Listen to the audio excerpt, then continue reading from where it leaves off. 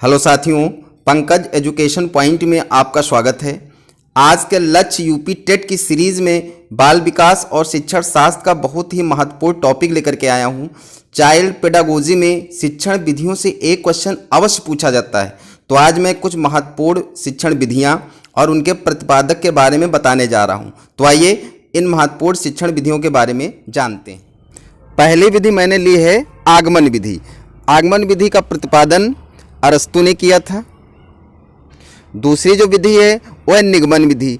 तो निगमन विधि का प्रतिपादन भी अरस्तु ने किया था। अब यहाँ पर जरा समझ लें, ये जो आगमन विधि है और निगमन विधि ये बहुत इंपॉर्टेंट है, इनके बारे में भी अक्सर पूछा जाता है। तो एक ट्रिक अपनाइए, ये जो निगमन लिखा है, निगमन यानी कि पहला इसका जो अक्षर है नी है, तो इसे ऐसे समझ सकते हैं, नी मतलब नियम। तो निगमन विधि में क्या होता है कि पहले नियम बता दिया जाता है, फिर बाद में उदाहरण दिए जाते हैं। और ये जो आगमन विधि है इसमें पहले उदाहरण दिए जाते हैं, तो उदाहरण के माध्यम से नियम तक पहुंचा जाता है। तो ये आगमन और निगमन विधि में मुख्य अंतर है।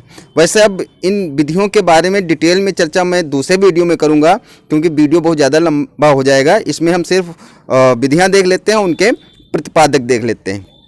फिर है खेल विधि। तो खेल विधि का प्रतिपादन कार्लवाइल कुक ने किया था। नेक्स्ट है हर्बर्ट विधि। हर्बर्ट विधि का प्रतिपादन हर्बर्ट ने किया था। फिर है किंडरगार्टन विधि, बहुत इंपॉर्टेंट है। तो किंडरगार्टन विधि के जनक फ्रोबेल हैं। और फिर है मॉन्टेसरी विधि। मॉन्टेसरी विधि के जो प्रतिपादक हैं मारिया मॉन्टेसरी, इन्होंने इसका प्रतिपादन किया था। फिर है गैरी विधि। तो गैरी विधि का प्रतिपादन एडवर्ड ने किया था। फिर है डेक्राली विधि। डेक्राली विधि का भी प्रतिपादन डेक्राली नाम के साइकोलॉजिस्ट ने किया था। फिर है संवाद विधि। तो संवाद विधि का प्रतिपादन प्लेटो ने किया था। इसके बाद है प्रश्नोत्तर विधि। प्रश्नोत्तर विधि के जो जनक हैं सुकरात हैं।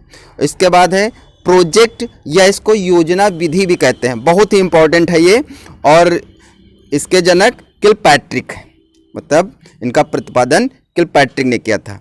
फिर है डाल्टन विधि। बहुत ही इंपॉर्टेंट विधियां मैंने ली हैं जो अक्सर एग्जाम में पूछी जाती हैं। डाल्टन विधि बहुत बार पूछी गई है। तो डाल्टन विधि के जो प्रतिपादक हैं वो हैं हेलेन पार्कहार्स्ट। फिर इसके बाद जो मैंने विधि ली है ये ह्यूरिस्टिक, इसको भी ह्यूरिस्टिक विधि भी कहते हैं, खोज विधि भी कहते हैं, या अनुसंधान विधि भी कहते हैं। इनके जो प्रतिपादक हैं वो है आर्मस्ट्रॉन्ग। फिर इसके बाद जो विधि है वो है बेसिक शिक्षा विधि, बहुत ही इंपॉर्टेंट है, कई बार यूपी टेट एग्जाम में पूछी गई है। और इसके जो प्रतिपादक हैं वो हैं महात्मा गांधी। फिर है ओविड विधि।